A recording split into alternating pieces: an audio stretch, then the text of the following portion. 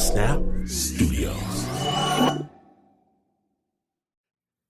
If you're running a party this year, know that Whole Foods Market is your holiday headquarters.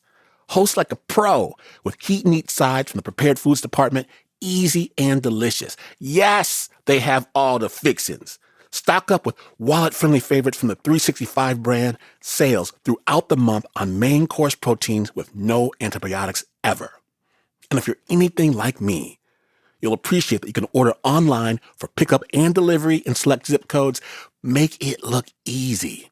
Shop for everything you need at Whole Foods Market, your holiday headquarters. How about some good news for a change? Because there's a cannabis company that ships federally legal THC right to your door, and not just any THC. Fast-acting gummies designed to target specific moods and needs.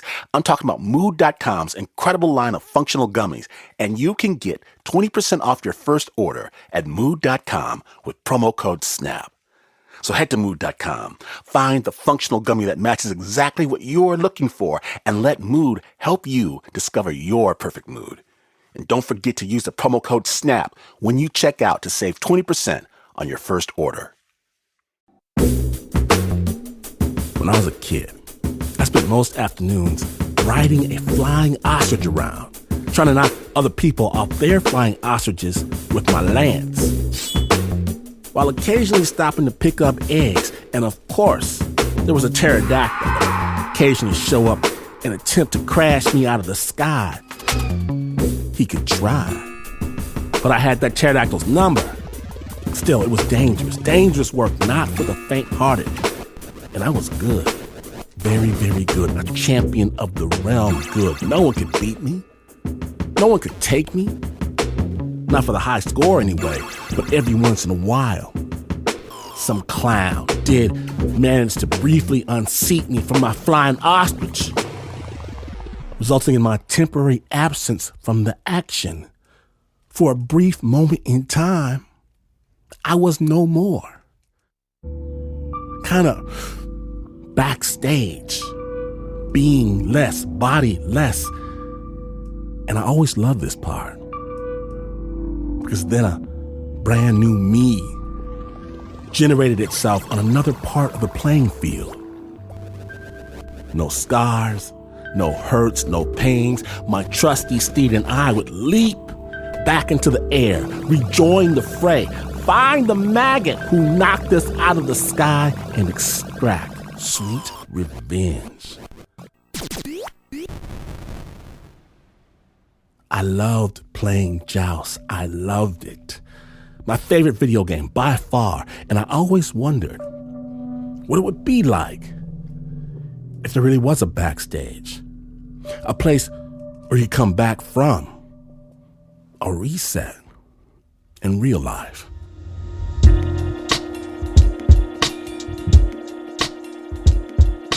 Well, today on Snap Judgment, we're going to find out if such a thing exists. From the Snap Judgment's underground lair, we proudly present Respawn. Amazing stories from real people who start over again.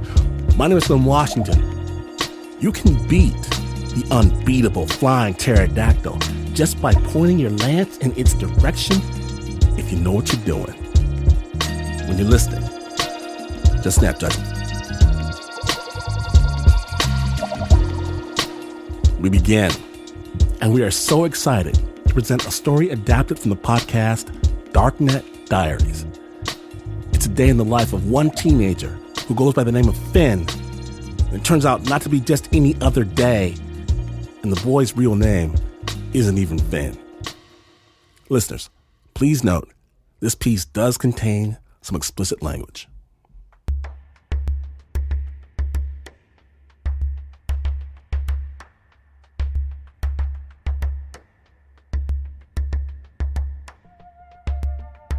My name's Finn, and I'm 16 years old, and I'm a computer hacker. I do not look like your stereotypical African American, I'd say. From obviously the way I talk to the way I dress. I mean, I'm wearing Naruto socks right now, so. But I'm pretty sure one day I'll probably show my face. Finn won't show his face because of something he did during his first year in high school. For him, that first year was a major transition. He'd been to private schools, he'd been homeschooled, but he'd never attended a public school. I went from having, say, around 4 or 5 kids in my class that, I would become good friends with, where now I have 7 different classes, 20 different students, nobody that I know. It was like if you reintroduced the main character back into society. So anything can go wrong. I think it's Murphy's Law. If it can go wrong, it likely will go wrong. And in this case, it actually did. So the story begins one Friday in the fall. It was right before Thanksgiving break. Finn woke up and began his usual morning routine. My day started off with me watching the show Mr. Robot. Hello, friend. Finn's on the bus, watching Mr. Robot on his tablet. I watched it before, after school. It was, back then, Mr. Robot was like the coolest thing to me. Was there a certain character you connected to in Mr. Robot? I would say Elliot the most, dealing with loneliness. The main character in Mr. Robot, this guy Elliot, is an introverted computer hacker in a dark hoodie. He tries to save the world from corporate greed. He also talks to a voice in his head. But that's a slippery slope. You're only in my head. We have to remember that. Yeah, I'd say we both are lonely in our own ways, if you will. But I know for me, it's like going through high school. I was always just feeling alone. I always stuck to myself, never really talked to anyone. Finn gets to school, throws his tablet in his backpack, and heads to class. My first period was my computer class. I was failing my computer class, ironically. My second period was math, and Lord God, did I hate that period. Third period is health. So I'm sitting in that class and we're watching this video called Supersize Me. Guy eats McDonald's. I'm not into seeing a guy eat. That's kind of weird. And I got super bored super quick. So I whip out my tablet. This was a $52 tablet from Walmart. I would compare it to your average Script Kitties tablet. It had an anonymous wallpaper. The apps on it were from this app, I think Bugtroid. It was an app that had a bunch of the apps used for penetration testing. The app on his tablet is a toolkit for finding weaknesses in a network. There was another guy who was also a hacker, and we both came up with the goal of finding the Wi-Fi password. So while Super Size Me is playing, Finn and his friends start exploring the school's network. There's 2 Wi-Fi networks. So you have the BYOD, which is the bring your own device policy. And then you have the Wi-Fi that was only for the teachers. So you were able to see what they had downloaded, what they were holding on their computer, the certain drives and stuff like that. As Finn skims through the files, one specific server catches his eye. I was definitely curious as to why was this particular server open. As a 14-year-old, I'm like, this isn't right. This shouldn't be open like this. That's when I'd started, I guess what I like to call my Hulk mode. Hulk mode. So I went around just looking for any and everything, and if something looked interesting, I was saving it. So what I would do is I would get the folder and open Google Drive on like the browser, and I would copy and paste the files into there. That way there was no paper trail of me actually downloading the files. So Finn downloads a bunch of files from this shared folder. And that shared folder happened to be the principal's computer. I didn't know the guy was the principal at first. I thought there's nothing interesting in this, but I guess I still will take a look. And so I'm scrolling down about 180 files. Finn finds a copy of the principal's hunting license, his driver's license, and a bunch of the student and faculty information. And I'm like, okay, that's... What more is there? Like, there has to be more than this. So I'm at the bottom of the page, and there's this little Word document file titled Passwords. Immediately, I facepalm myself, because I was quite ashamed that this is what it had came to, that someone was saving passwords not only in a Word document, but it was unprotected and it was obviously labeled. So I open the file. I see at the bottom of the text document he has a Twitter password. So you've seen Mr. Robot. I would say it's more like the moments where Elliot's kind of like talking to himself. Please tell me you're seeing this too. So I'm in that phrase where I'm like, okay, I've got two options that I can do here. I could go to whoever I can even think of, report this, or I can have a little fun.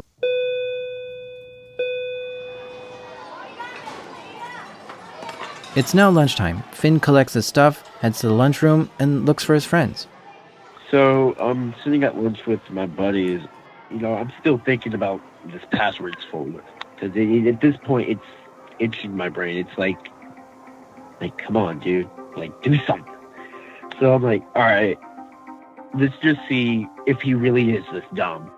I go through the list of passwords. So I tried the first one on his Twitter, doesn't work. Try the second one on Twitter, doesn't work. And so I make it to I guess the 11th one. And I'm like, if this doesn't work, then shoot, the guy's unhackable. So I enter it in, not expecting anything to happen. I look up and my friends are joking, and then I look back down at my tablet, and all I see is, Twitter would like to use your location. Do you want to allow this? All the noise around me just stopped. Oh, this worked. What do I do? I've never really made it this far. Like, I made deface pages. I didn't get into the website. So this was the first time that I had, like, really, like, got into something. I'm, like, at a crossroads. So I'm, like, super excited. At the same time, I'm, like, super worried. And it all kind of hit me. It was like, yo, I could go to jail for this. And that's where hell breaks loose. Finn starts posting stuff on the principal's Twitter account and then quickly deletes it right after his friends see it. So I would post something like, God bless the KKK or something edgy, and then quickly delete it, and they were just laughing. Mind you, the principal is, no joke, two steps away from us, sitting at a table. So everyone was like, dude, you've got some, like, balls. My little kid self comes out again. He's like, hell yeah. I'm like, I want to see how far I can really take this. Do I have balls still? Next, I'm like, what if I went to the website? So I went to that school's official main webpage. I first scanned the page using this app called Admin Panel Finder. It looks for stereotypical admin page login. I found the one for the website. I knew the principal's email. Everyone's email is set up the same. So you have last name dot first name at school. So this was pretty common sense type of knowledge. So I enter in this email. I realized, what if he's using the password for his Twitter for this? At this point, I'm already pretty screwed. If not, why not? But I'm more pissed at this point because I'm like, this is stupid. Why and how do you allow this to happen? So I click the enter button and I'm like, okay.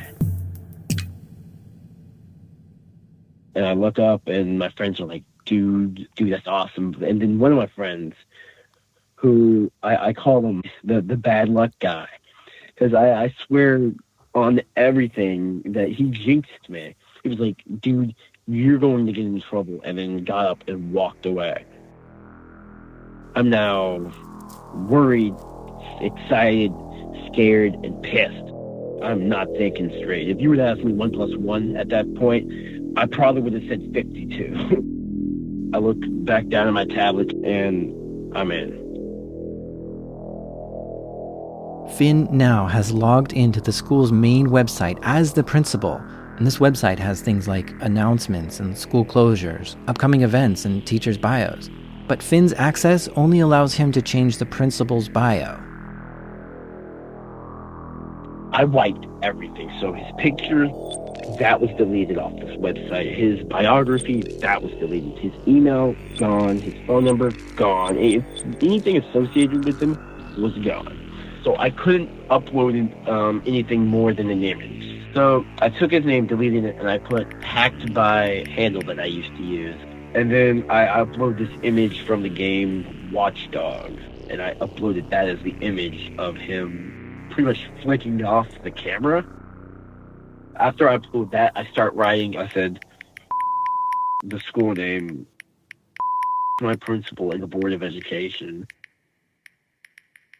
After that, I click post. Lunch is over. Finn heads to his next class. I'm walking into my literature class. I'm kind of like in this surreal state. And so there's this kid who I sit next to, and me and him were talking. And so I was like, dude, can I tell you something? And he was like, yeah, what's up? And so I showed him the school website. And he was like, dude, did you do that? I'm like, yeah. He's like, dude, you need to don't do anything else, man. Chill. Don't do anything else, bro. So I'm like, yeah, you're right. And then a bell rings out of nowhere. I thought they were going to call me up to the office on the intercom. So everything is going off in my head. I'm like, I don't know what to do. What? But it turns out to be just the second lunch bell, which might have been a wake-up call. I guess you could say that was kind of what set me off again. I go into the Twitter. Again, I go through the procedure, wipe his name. I change his image, put hacked by handle that I used to use. Finn proceeds to tweet as the principal. Guess he just got hacked. And that was the first post. He then posts the principal's social security number and other private info. Pretty much almost 90% of people who were following him were liking the post that I was posting. So I'm getting a little bit cocky again at this point.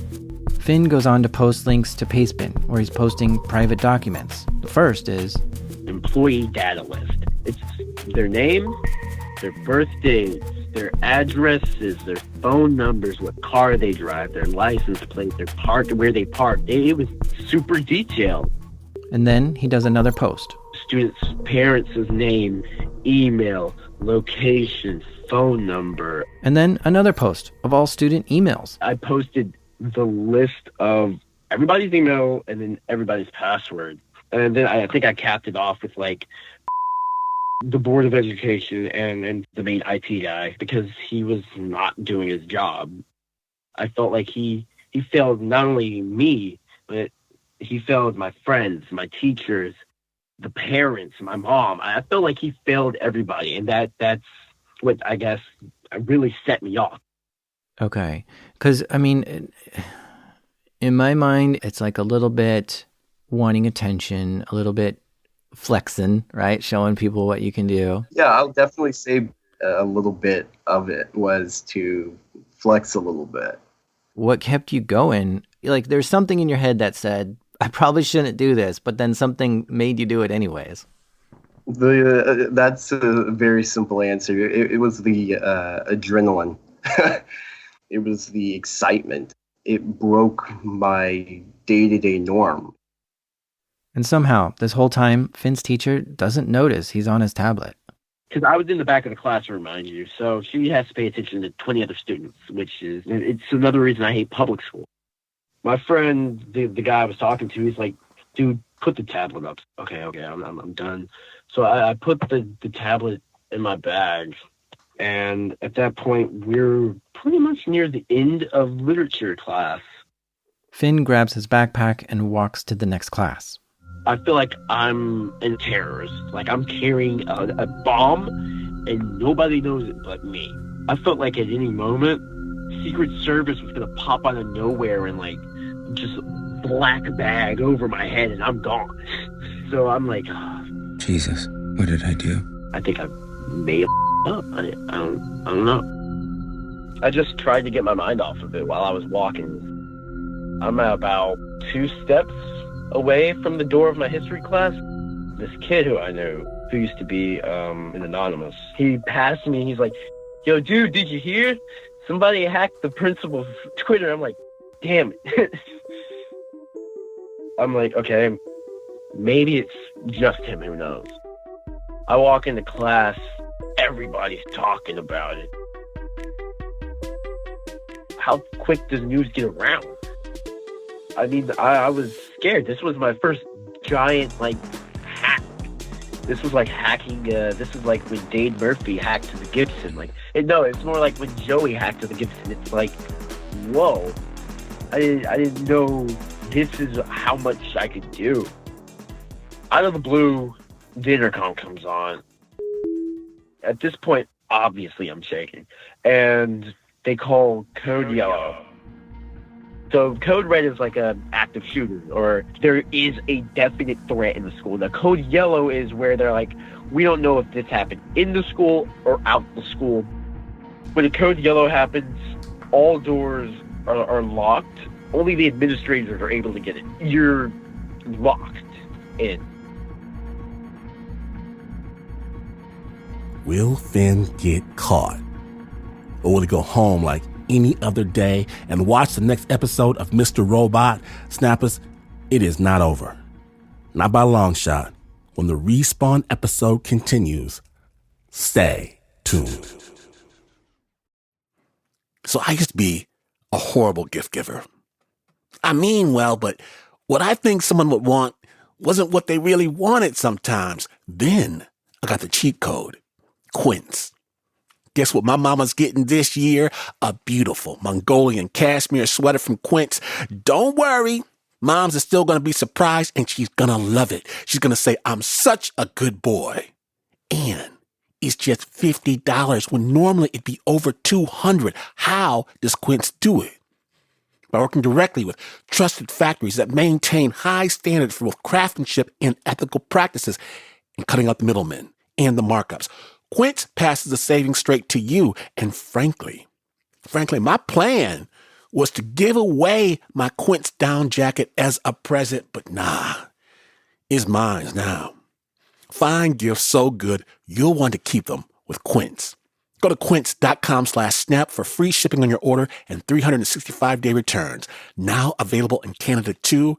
That's QUINCE.com/snap.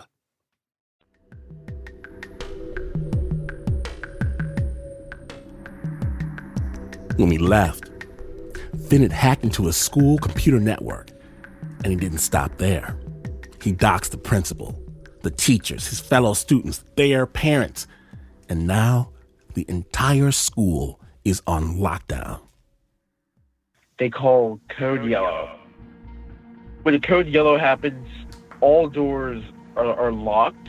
Only the administrators are able to get it. You're locked in, pretty much. So I'm like, okay, maybe it's not me. Maybe some idiot called in a bomb threat. And at that point, I hear the doors of the main building open. I hear a cop radio. The principal's like super pissed. He's pissed, sad, confused. I could see where he was coming from. I guess you could say I felt his emotion. So they're trying to calm him down. They go through one of the classrooms. You don't hear nothing. It's dead silent for 5 minutes. On my desk, just sitting there. After those 5 minutes, our door opens. It's the assistant principal. So he goes and he's like, okay, everyone, I need to see your phone. Press the power button and let me see what you're logged on. So he goes through everyone on the right side, and I'm now like, I'm on panic mode. I probably looked like a crackhead. I'm like visibly shaken. If he sees that I have my tablet on my desk, he's going to want to check it. So not even thinking twice, I slide the tablet behind the file cabinet to where I can still get it, like when I'm about to leave. And he's like, okay. He radios in, all clear, and walks out. After that, 10 minutes goes by. The intercom comes back on, and the lady announces, the code yellow is over. Everyone have a nice day. Finn grabs his tablet from behind the cabinet, throws it in his backpack, and starts heading for the bus to go home. At that point, I'm not only am I just shaking physically, I'm pretty much in tears. And I get on the bus, and everyone's on the bus is talking about it. Even the guy who I was working with, he was even talking about it. Said, whoever hacked the school is an idiot. At one point, I was God, and now I'm the devil in an instant. It's like I had power in my hand, and I blinked, and it was gone. I up. Whenever I usually make a mistake, I can usually find a way to be like, okay, I'll fix it this way or another way. It's like if you took a sledgehammer to a computer, there's no way I could go back and fix this time. I just breathed, I guess. It was like taking your last, having your last meal before you go to jail. This is my last time probably being here. I had my little old tablet, and I turned it back on, and I plugged in my headphones, and I listened to music all the way home. I got home, and I just sat on my bed, like, just thinking. I didn't know what to do. I wasn't necessarily worried, but I was still, like, a little bit on the edge. I just sat there and tried to forget. Every day after school, I always messaged my mom, because that's my mom. I want to make sure she's okay. So I messaged her, and she was like, so how was school? I don't know what in the hell made me tell her. I was like, yeah, someone leaked the principal's information. I asked him, did you have any involvement in it? I don't know what made me ask him that, but I did. And that's Finn's mother. Of course, at that time, he lied to me. And I think that's when she knew that, yeah, he did something. And he's not telling me. And the school called me and asked me, could I bring Finn's tablet to the school? And so I did, because Finn had told me that he had no involvement in the situation. So she came into my room. She was like, hey, where's your tablet? And I was like, oh, it's right here. She was like, I need to see it for a little bit. And so I said, okay. I thought maybe she needs to do something. I didn't think too much of it. Finn's mom took the tablet to school, and that's when they told her about the hack. I stayed at the school while they did their little investigation, trying to figure out if this was actually the tablet that had done it. It had a code on it, so I had to call Finn and ask him what was the code. If I had known, I would have definitely wiped my tablet before giving it to her. So the code that I had given her was to the tablet's safe mode. So Finn gave us some kind of mixed-up code. I was there for 3 hours. After 3 hours, the school does determine the tablet was used in this hack because of a matching MAC address. I had mixed emotions. One, my kid did this. Like, are you sure we're talking about the same kid? And then the other part of me was, wow, like, he did this.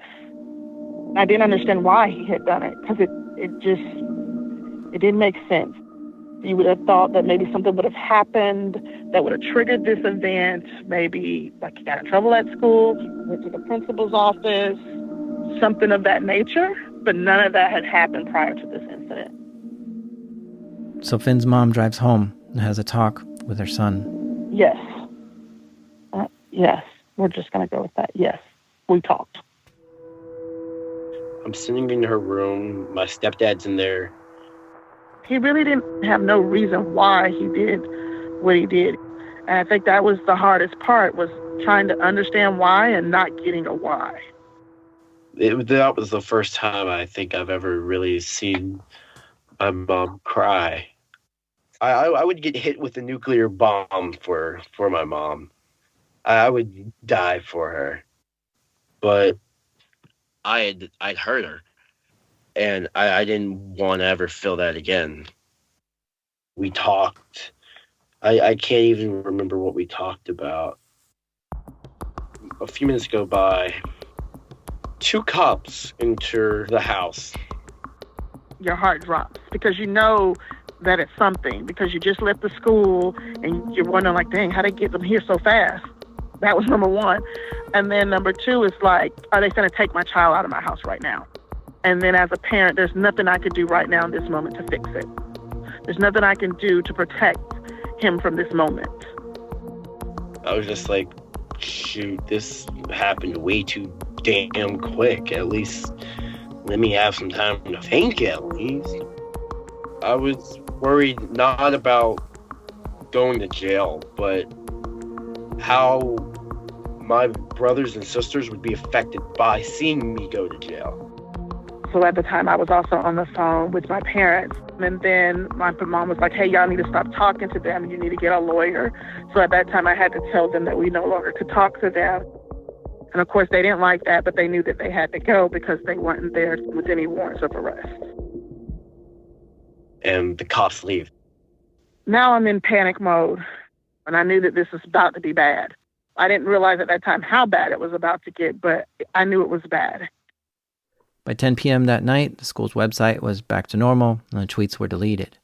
But there were a lot of views to that private information that was posted, so it's impossible to know how many copies were made and who had it. That weekend, the family found a lawyer, and police asked Finn's mom to bring him down to the station. The police took his fingerprints and a mugshot and let him go home. I was suspended. I was not to come back at all. I couldn't even be within 50 feet of a school computer. The school suspended him permanently and informed the family that they would be taking him to court. He now had to go to an alternative school, a place that kids with behavioral problems or who have gotten into trouble can still go to for an education. But all of Finn's friends were afraid to talk to him. Yeah, pretty much I was on everyone's blacklist. I wouldn't even wish it on my own worst enemy. It sucks when one day you're laughing with these people, you're talking to them, and then it seems like they don't know you. So now with this new supervillain persona labeled on me, nobody wanted to associate with me. It was back to square one again. A year goes by, my lawyer calls, hey, have you gotten a letter? No, I haven't gotten a letter. We thought it was over with. We thought, nothing's going to come of it because they had told us juvenile court doesn't take this long to process cases. Another year comes and goes by. I come home one day after school, and my sister comes in with this paper. She's like, this is for you.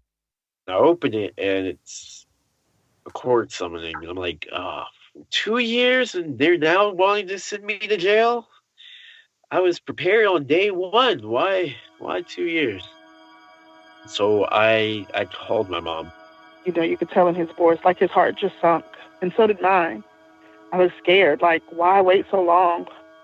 He was actually doing very good at the alternative school. Like, he's passing all of his classes. He had gotten a job. I mean, all on his own. He was just doing so much better. The court date comes. Finn and his mom and his lawyer sit on one side of the courtroom. On the other side was the principal, district attorney, and some members of the Board of Education. From what was said in the court, apparently in my county, I'm the first person to ever been there for computer hacking. Finn pled guilty, and the judge convicted him of a felony. He didn't have to serve time because of the fact that in that time, the 2 years, he had gotten a job, maintained that job. They didn't want to interfere with him being productive. I have to pay restitution, which is $1,300. I had 6 months that I could not be on social media. Every time I'm on the internet, I have to be supervised. Honestly, you would think as a parent that I would be relieved and happy and like, okay, he didn't serve jail time. But part of me still feels like maybe he should have served a weekend, just because you need to feel it in order to know that this is a real, real consequence. I wouldn't say I felt bad, because that would imply that I feel bad about the entire thing, I feel like. The principal, of course, is livid because he wanted him to serve jail time. So I did apologize for bringing him into the situation, but I didn't necessarily apologize for the hack. Do you think it was a success, the hack? I'd say yeah. I mean, it did what it was supposed to do, which was bring attention to these security holes and make the IT department more aware that their systems were open. Schools are vulnerable just as much as companies are, too. If you wouldn't want Facebook to be releasing your data, why would you want public schools to be doing the same? But when you put everyone else's info out there, like, did everyone else deserve to get exposed? Looking back on it now, being older and a little bit wiser, no. I think that's probably my biggest regret, is bringing innocent people into it. So it's one thing I definitely don't think I should have done. That hack pretty much made me into who I am today, a computer hacker who's constantly looking for companies who will give him at least an internship to do the thing that he loves the most. Because honestly, I don't want to be the black hat. I don't want to be that guy who's always on the bad side of the spectrum. I want to be the good guy. You don't want to be black hat, but you still are kind of gray hat. And even some of the stuff I'm seeing with you online, some of the conversations on Twitter seem to be weird. Should I be worried about you? Like, are you still doing things that are not smart, or that are illegal perhaps, or just dumb things online? I've done a lot of and said a lot of really, really stupid things to somewhat flex. There's definitely times where I'll be in the black hat scene and I'll be like, oh man, I really want to join you guys. And then I have to, somewhat like back off a little bit. And what is it that stops you from joining in? It's just the thought that I kind of got off really, really lucky. So it's just thinking like, if I mess up once, it could be fully game over. So just trying not to make that mistake again.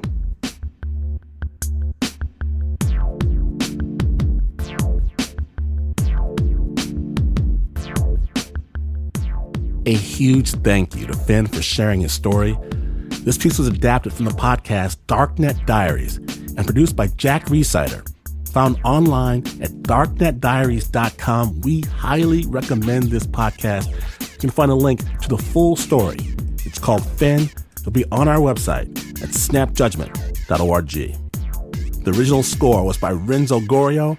It was produced by Jack Rhysider with assistance from Nancy Lopez.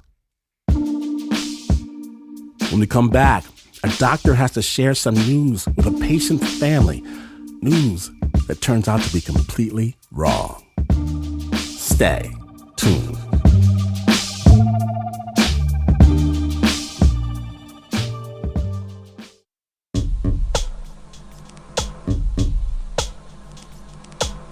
from Snap Judgment's underground lair. Welcome back to Snap Judgment, the Respawn episode. Amazing stories from real people who get to press some sort of do-over button. And now, we're going to enter the world of medicine to present a story from the podcast Nocturnus. We're going to go live on stage to hear the doctor take us inside a hospital emergency room. When I was an intern, sometimes I'd be asked to go to a room and pronounce a patient dead. Later on, I realized that this was one of the least important jobs, which is why it was assigned to me. These were always patients who had been expected to die, and they didn't want to be resuscitated, and all that was really needed was a doctor's signature for the paperwork. But at the time, I was terrified of getting it wrong, that later in the morgue, the patient would unzip herself out of the body bag, and I would end up in the news. So I once listened with my stethoscope on this 100-year-old woman's chest for 5 entire minutes until the nurse finally came over and lifted up the diaphragm of my stethoscope and said into it, "Is this thing on?" But since then, I've called the time of death for lots of patients that have died in my emergency department, which brings me to Mark. On the day that I met Mark, the day that he was brought to my emergency department, he didn't look so good. His skin was gray and sweaty, and I could see that it was hard for him to breathe, but he made eye contact with me, which is enough for me to at least try and quickly introduce myself before going about the rapid work of keeping someone alive. "Hello" was about as far as I got when Mark's heart stopped. Mark's nurse started chest compressions, and I intubated Mark to try and help him breathe, and we went through the typical sequence of resuscitation until Mark's pulse came back. And then it was lost again, and then it came back and was lost again. And after a few more episodes of that, I searched for Mark's pulse and found nothing, and used an ultrasound probe to view his heart up on a monitor where I could see its musculature had gone still. No one plans to die in an emergency department, but I've become used to giving that news to the families of those who have. By now, I was comfortable with it. Sometimes it bothered me how comfortable I could be. I once had an attending compare giving that news to tossing a subpoena through a door that's about to slam shut on your hand. But now I tend to think of it more as a refrain with 3 beats that must be sung correctly. "I have terrible news. Pause. Your husband has died." And there's a lot more to it than just that, but that's the rhythmical core of it. It's the part that you must not stammer. And that's what I told Mark's wife, Samantha, when she arrived. I led Samantha down to Mark's room where he lay, and I pulled up a chair for her, and I stood beside her while she cried, and then I waited for a calm moment to excuse myself from the room, and while I was waiting, my attention wandered up to the clock, and I calculated the hours I had left in my shift and thought about what I might make for dinner at home when I got there, and that was around when Mark gently extended his neck as if reaching for the surface of a lake. "What's that?" Samantha asked me. And I explained to her that this is what's called an agonal movement, and it's a brainstem reflex of the dying process, and it's normal. And then I asked her how she and Mark had met. Now, I never asked anything like that in a situation like this, and I wasn't really sure why I had. Maybe it was to help Samantha remember Mark differently from how he looked now, and maybe it was also to distract Samantha while I quietly reached my fingers down to Mark's wrist, where I now felt a weak and slow but undeniable pulse. Yeah. So I stood there with Mark's pulse flickering in my hand while Samantha told me that she had met Mark 15 years ago while at a park, and by that point in their lives, they were each in their 50s and had become used to the idea of being single, but 3 months later, they were at their own wedding. By now, Mark had been physically unwell for a long time, and Samantha said that she had begun to imagine the ways in which Mark might die. Maybe she would find him in bed one morning, maybe they would be out on a walk together, and he would have to take a break and catch his breath and just be unable to get back up. She hoped that by imagining his death, it would somehow make his actual one more bearable, as if she could pay off some of that grief in advance rather than having to bear all of it in one lump sum. But now that it was here, it felt unreal, as if this were just another version of his death that she had thought up. And she looked up at me and asked, "Is that normal?" Normally by now, I would have left the room. Now, I knew that there was nothing that I or anyone could do to save Mark's life, and I already felt his pulse becoming weaker in my hand, but I had never told the wife that her husband was not really dead. I had just never learned how to do something like that. And by now, I think Samantha must have noticed a dent in my composure, and she asked me, "Is something wrong?" And without knowing if what I was saying was the right thing, I told her that I feel a weak pulse, and it's getting weaker now, and I expect it to disappear soon. And she asked me, "What do you think we should do?" And I said, "I think we should let Mark die." And she seemed relieved by that, and I felt more grateful for that reaction than I'd like to admit. Afterwards, when I was able to excuse myself, I walked down the hallway into the bathroom and closed the door and locked it and stood there for a long time, or at least as long as the department would allow. There were already other patients waiting in other rooms and more tests for me to order, and I could hear another ambulance backing up into the entryway. And I worried about what I'd say next to Samantha, but by the time I had gotten caught up, she had already left for home, and eventually Mark's body was collected for the morgue. The thing about life is that one day you'll be dead. And that's as terrifying as it is forgettable. That contradiction is as much a part of working around death as it is just simply living. So on my better days, I'm mindful of the details and the people around me.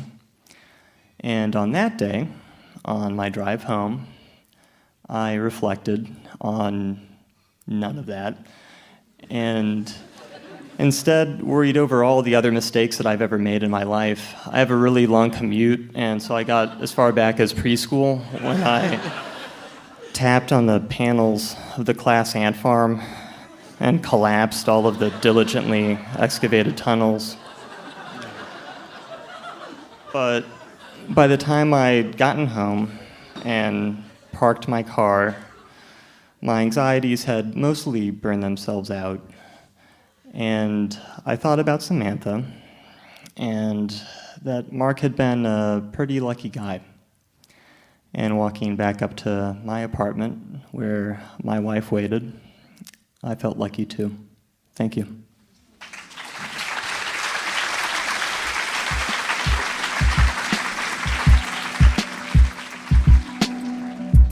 That story is performed live in San Francisco at the medical storytelling show, The Nocturnist.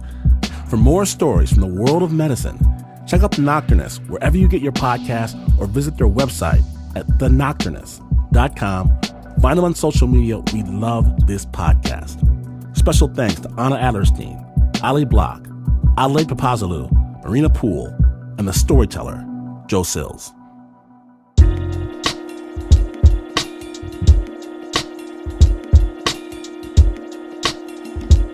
Oh yes, you can get your own Respawn moment if you missed even a minute of this show. The whole program, it awaits your listening pleasure. snapjudgment.org. On Team Snap, the union-represented producers, artists, editors, and engineers are members of the National Association of Broadcast Employees and Technicians, Communications Workers of America, AFL-CIO Local 51. Snap is brought to you by the team that never runs out of lives. Hit the reset button, if you would, for the Uber producer, Mr. Mark Ristich, Anna Sussman, Nancy Lopez, Renzo Gorrio, Sheena Sheely, Liz Mack, Eliza Smith, Teo Ducot, Marissa Dodge, Flo Wiley, Renzo Gorrio, Pat Mesiti-Miller, Leon Morimoto, Nika Singh, and John Facile. You might see it scroll across the screen that this is not the news. No way it's the news. In fact, you can put your quarter in to play a game of Pac-Man, only to realize you're not moving the Pac-Man around. No, you're moving the ghost. And you would still, even then, still not be as far away from the news as this is. But this is PRX.